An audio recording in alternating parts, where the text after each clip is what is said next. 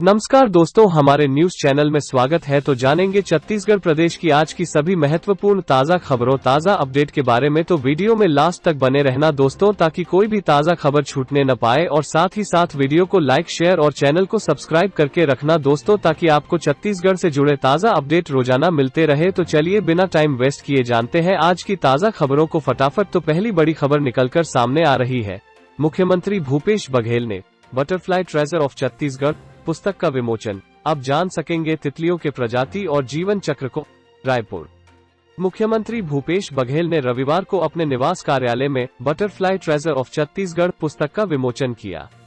उन्होंने इसके प्रकाशन पर बधाई एवं शुभकामनाएं दी। बटरफ्लाई ट्रेजर ऑफ छत्तीसगढ़ पुस्तक में छत्तीसगढ़ में पाई जाने वाली तितलियों की 170 प्रजातियों का वर्णन है। पुस्तक की लेखिका मुख्य वन संरक्षक संजीता गुप्ता की ओर से पिछले 10 वर्षों से तितलियों का अध्ययन किया जा रहा है। मुख्य वन संरक्षक गुप्ता ने बताया कि छत्तीसगढ़ राज्य में पाई जाने वाली तितलियों की प्रजातियों पर यह पहली किताब है। इस पुस्तक में तितलियों की संरचना, जीवन चक्र, भोजन, व्यवहार तथा महत्व के बारे में विस्तार से जानकारी दी गई है। अगली बड़ी खबर है। जशपुर में 5वीं बार बड़ा लॉकडाउन। जिले में 15 जून की सुबह 6 बजे तक जारी रहेगी सख्ती। आज से सिनेमा हॉल, जिम और स्विमिंग पूल खोलने की अनुमति। जशपुर जिले में कुछ छूट और सख्ती के साथ लॉकडाउन 15 जून की सुबह 6 बजे तक बढ़ा दिया गया है। कलेक्टर महादेव कावत की ओर से जारी आदेश में कहा गया है कि जिले के ग्रामीण क्षेत्रों में अब भी कोरोना संक्रमण के मामले लगातार सामने आ रहे हैं और मौतें भी लगातार हो रही हैं, जिसके चलते लॉकडाउन बढ़ाया जा रहा है। हालांकि कुछ छूट अब भी दी गई है। वहीं संडे को जिले में टोटल लॉकडाउन रहेगा। खास बात यह है कि जिले में आज से सिनेमा हॉल, जिम और स्विमिंग पूल खोलने की अनुमति दे दी गई है। शनिवार को कोरोना संक्रमित 4 मरीजों की मौत हुई, जबकि 94 नए मामले भी सामने आए हैं। इस प्रकार जिले में अब तक कोरोना के चलते 200 लोगों की मौत हो गई है।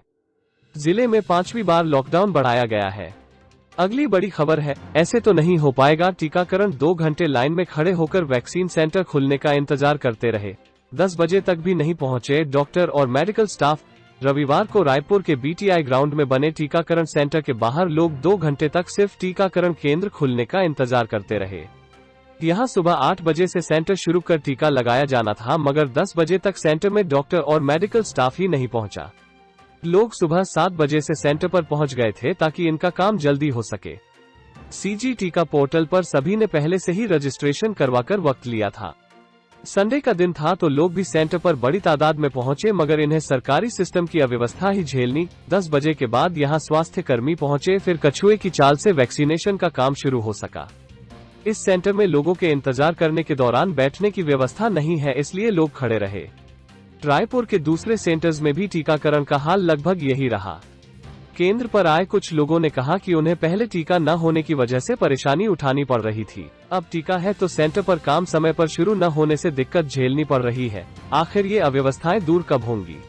अगला ब्रेकिंग न्यूज है। छत्तीसगढ़ में मुख्यमंत्री वृक्षारोपण प्रोत्साहन योजना शुरू। भाजपा नेताओं ने भी की सराहना। छत्तीसगढ़ में पर्यावरण संरक्षण को बढ़ावा देने के लिए शनिवार से मुख्यमंत्री वृक्षारोपण प्रोत्साहन योजना शुरू की गई। वर्चुअल आयोजित इस कार्यक्रम में प्रदेश के अलग अलग स्थानों पर कार्यक्रम का आयोजन किया गया। इसमें कांग्रेस के साथ ही भाजपा के विधायक और सांसद भी शामिल हुए। सभी ने योजना की तारीफ की। योजना के तहत पौधारोपण की तैयार कर रहे किसान और विभिन्न समिति के सदस्यों ने योजना को लाभदायक बताया। इस दौरान कांकेर के एक किसान ने योजना के तहत किसानों को 3 वर्ष तक दी जाने वाली प्रोत्साहन राशि को 5 वर्ष तक देने का आग्रह किया। कार्यक्रम के प्रारंभ में वन विभाग के प्रमुख सचिव मनेज पिंगुआ ने कहा कि यह योजना बहुत सारे उद्देश्यों को लेकर शुरू किया जा रहा है। वृक्ष कटाई के नियमों को सरल किया जाएगा। यह योजना एक नई योजना है, इस वजह से हो सकता है क्रियान्वयन में प्रारंभ में कुछ दिक्कत आ सकती है, उसे दूर किया जाएगा। उन्होंने कहा कि योजना को गेम चेंजर साबित होगा। एसीएस सुब्रत साहू ने कहा कि इस योजना 7 राज्य में पर्यावरण को संतुलित रखने के लिए सरकार कोशिश कर रही है। 5 बड़े शहरों में लगातार वायु गुणवत्ता मॉनिटरिंग का काम किया जा रहा है। 5 प्रमुख नदियों पुनरुद्धार के लिए एक्शन प्लान तैयार किया जा रहा है। केंद्रीय प्रयोगशाला की स्थापना नवा रायपुर में तैयार किया जा रहा है। अगली बड़ी खबर है। बेंगलुरु में मासूम की किडनैपिंग और हत्या मामले में 3 आरोपित रायपुर से गिरफ्तार। बेंगलुरु में मासूम की किडनैपिंग और हत्या मामले में 3 आरोपितों को रायपुर से गिरफ्तार किया गया है। रायपुर पुलिस ने आरोपियों को मतपुरैना इलाके से गिरफ्तार किया है। रायपुर निवासी जुनैद ने बेंगलुरु के जावेद के कहने पर बच्चे के परिजनों से 25 लाख रुपए की फिरौती मांगी थी। इस मामले में बेंगलुरु पुलिस रायपुर पहुंची है। आरोपितों को कोर्ट में पेश कर ट्रांजिट वारंट लेकर रविवार को बेंगलुरु पुलिस उन्हें साथ में लेकर रवाना होगी। इससे पहले आरोपितों का कोरोना टेस्ट कराया गया है। बताया जा रहा है कि रायपुर से फिरौती के लिए फोन जाने के बाद पुलिस सक्रिय हो गई थी और इसी बीच सुराग मिलने के बाद रायपुर के टिकरापारा इलाके से आरोपितों को गिरफ्तार किया गया है। आरोपितों को पकड़ने के लिए बेंगलुरु पुलिस की टीम ने रायपुर एसएसपी की विशेष टीम की मदद ली। इसी बीच अगली बड़ी खबर है, छत्तीसगढ़ में हर साल 35,000 बच्चों की मौत, 15% निमोनिया की वजह से। अब छत्तीसगढ़ के प्रत्येक सरकारी अस्पतालों और स्वास्थ्य केंद्रों में बच्चों के लिए निःशुल्क निमोनिया का टीका उपलब्ध होगा। केंद्रीय टीकाकरण कार्यक्रम में निमोकोकल टीके को शामिल कर केंद्र ने राज्य को भी पहली खेप में 68,000 निमोनिया के टीके उपलब्ध करा दिए हैं। स्वास्थ्य कर्मियों का प्रशिक्षण पूरा हो चुका है। स्वास्थ्य मंत्री टीएस सिंहदेव के उद्घाटन के साथ ही सप्ताह भर में टीकाकरण की शुरुआत होगी। स्वास्थ्य विभाग के मुताबिक प्रत्येक माह 50,000 बच्चों को निःशुल्क निमोनिया का टीका लगेगा। इससे जहां हर वर्ग के बच्चों को सरकारी अस्पतालों में निःशुल्क टीका का लाभ मिलेगा, 0 से 5 वर्ष तक के बच्चों के मृत्यु दर में भी कमी आएगी। स्वास्थ्य विभाग के मुताबिक प्रदेश में हर साल 6 लाख बच्चे जन्म लेते हैं। मृत्यु दर की बात करें तो 0 से 5 वर्ष तक के 35,000 बच्चों की किसी न किसी बीमारी की वजह से मौत होती है। इसमें 15% बच्चे ऐसे हैं जो निमोनिया की वजह से जान गंवा देते हैं। कारण है बच्चों के निमोनिया के टीके से वंचित रहना और सही इलाज न मिल पाना है। स्वास्थ्य विभाग भले ही बच्चों के स्वास्थ्य के लिए बेहतर कार्य करने का दावा करती है, लेकिन अभी भी स्वास्थ्य सेवाएं सही तरीके से उपलब्ध नहीं हो पा रहा है। नेक्स्ट अपडेट है, कोरोना देश में बीते दिन 1.14 लाख संक्रमित मिले, 2,681 की मौत और 1.89 लाख ठीक हुए। 10 दिन में 9.42 लाख एक्टिव केस कम हुए। देश में शनिवार को कोरोना के 1,14,415 मामले सामने आए। यह पिछले 61 दिनों में एक दिन में मिले संक्रमितों का सबसे कम आंकड़ा है। इससे पहले 5 अप्रैल को 96,573 केस आए थे। वहीं पिछले 24 घंटों में 2,681 मरीजों की मौत हुई और 1,89,089 लोगों ने कोरोना को मात दी है। इस तरह एक्टिव केस यानी इलाज करा रहे मरीजों की संख्या में 77,402 की कमी हुई। पिछले 10 दिन की बात करें तो एक्टिव केस में 9,42,424 की कमी रिकॉर्ड की गई और 14 अप्रैल के बाद पहली बार एक्टिव केस का आंकड़ा 15 लाख के नीचे आया है। नेक्स्ट अपडेट है, कोरोना गाइडलाइन का उल्लंघन, मास्क नहीं पहनने पर वसूला गया 3 लाख से अधिक का जुर्माना।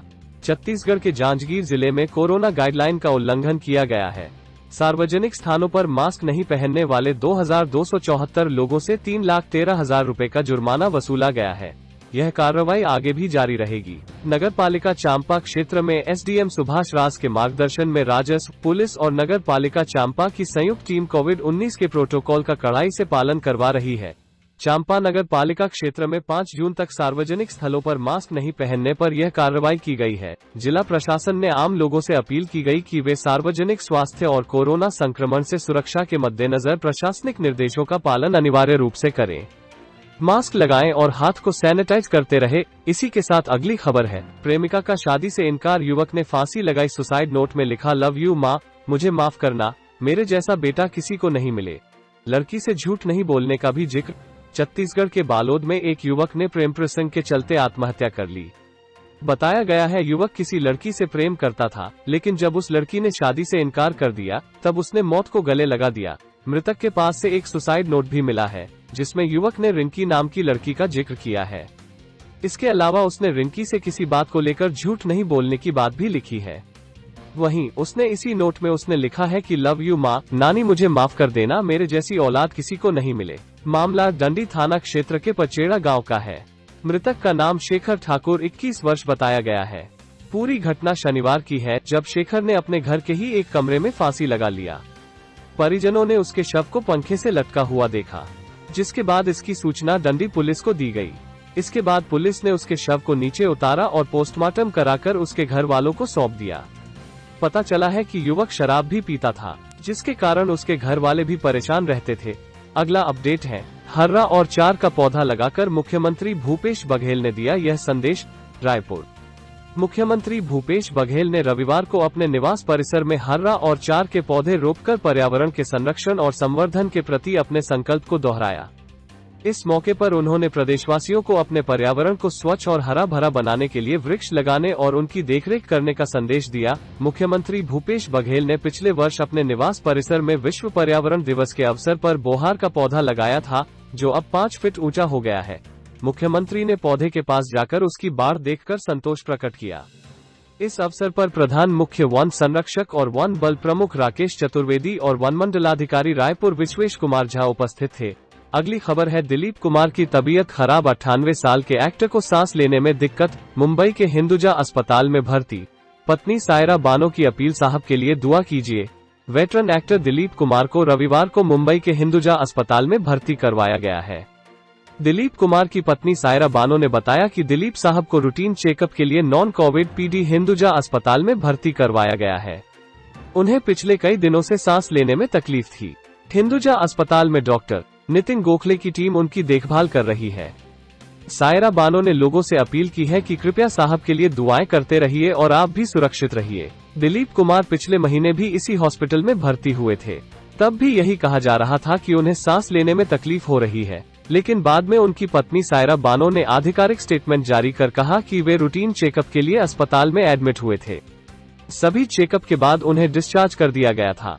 नेक्स्ट अपडेट है, सोमवार से एम्स में शुरू होगी ओपीडी। हर विभाग में 50 मरीजों को डॉक्टर देंगे परामर्श, ऑनलाइन रजिस्ट्रेशन कराना अनिवार्य। रायपुर एम्स में ओपीडी 7 जून से फिर से शुरू होने जा रही है। मिली जानकारी के अनुसार सुबह 9 से दोपहर 1:30 तक ओपीडी सेवा जारी रहेगी। यहां हर विभाग में 50 मरीजों के लिए ओपीडी लगेगी। इसके अलावा सुपर स्पेशलिटी में 20 मरीजों को डॉक्टर परामर्श देंगे। इसमें रोगियों ऑनलाइन रजिस्ट्रेशन कराना अनिवार्य होगा। एम्स में बंद ओपीडी सेवा 7 जून सोमवार के दिन से शुरू हो रही है। एम्स के director doctor Nitin M Nagarkar ने बताया कि पहले चरण में रोगियों की सीमित संख्या को ओपीडी सेवाएं प्रदान की जाएंगी। इसमें ब्रॉड स्पेशलिटी में रोगियों की अधिकतम संख्या 50 होगी, जिसमें 30 नियमित और 20 नए रोगी शामिल होंगे। इसी प्रकार सुपर स्पेशलिटी में रोगियों की अधिकतम संख्या 20 होगी, जिसमें 10 नियमित और 10 नए रोगी शामिल होंगे। ओपीडी के लिए आने वाले रोगियों को ऑनलाइन पंजीयन करना होता है। तो वीडियो को अंत तक देखने के लिए बहुत बहुत धन्यवाद दोस्तों। ऐसे ही ताज़ा खबरों को रोजाना देखने के लिए वीडियो को लाइक और चैनल को सब्सक्राइब जरूर करें।